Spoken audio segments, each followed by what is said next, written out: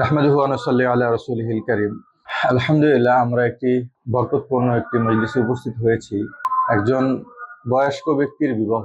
আমাদের দেশে সঙ্গীহারা বৃদ্ধ বৃদ্ধাদের বিবাহটা অনেক কঠিন। আমাদের দেশে যদি কোনো 50-60 পার হয়ে যায় কোনো মুরব্বী, তার যদি স্ত্রী না থাকে বা মারা যায়, তো এই সমাজের লোক আর এই মুরব্বীদের বিবাহকে পছন্দ করে না। পরিবারের লোক পছন্দ করে না, মেয়েরা পছন্দ করে না, ছেলেরা পছন্দ করে না।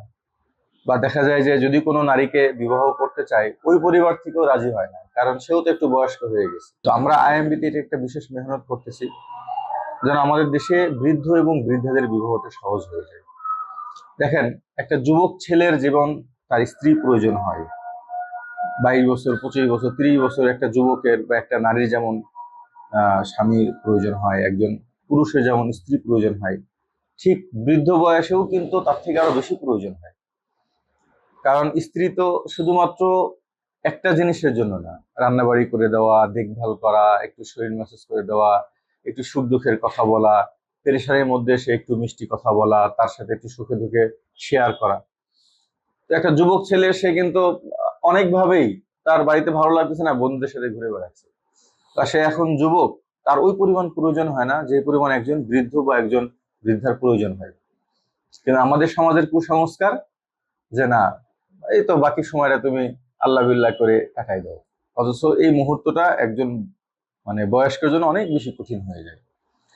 তো আলহামদুলিল্লাহ, অনেক বড় খুশির বিষয়, এটা আমাদের অনেক বড় সুনসিব যে আমাদেরকে ওসিলা করে প্রায় 77 বছরের বয়সের একজন মুরব্বী, তার বিবাহ হচ্ছে আমাদের মাধ্যমে। এটা আমাদের জন্য অনেক বড় সুনসিব, এবং এটা আমরা চাই যে ইনার বিবাহকে ওসিলা করে আল্লাহ তাআলা বাংলাদেশের সমস্ত বৃদ্ধ বৃদ্ধাদের বিবাহকে সহজ করে দেন। সকলে বলেন আমিন। এবং বাংলাদেশের যে সমস্ত পরিবারে সঙ্গীহারা বৃদ্ধ বৃদ্ধা আছে, আমি সকল পরিবারের সদস্যদেরকে আহ্বান করব, বিশেষ করে যারা বাধাগ্রস্ত হয়, যারা বাধাগ্রস্ত করে, ছেলেরা, কখনো মেয়েরা, কখনো জামাইরা, সকলের কাছে আমার আহ্বান থাকবে, অনুরোধ থাকবে যে মৃত্যু পর্যন্ত একজন পুরুষের স্ত্রী দরকার, মৃত্যু পর্যন্ত একজন নারীর স্বামী দরকার।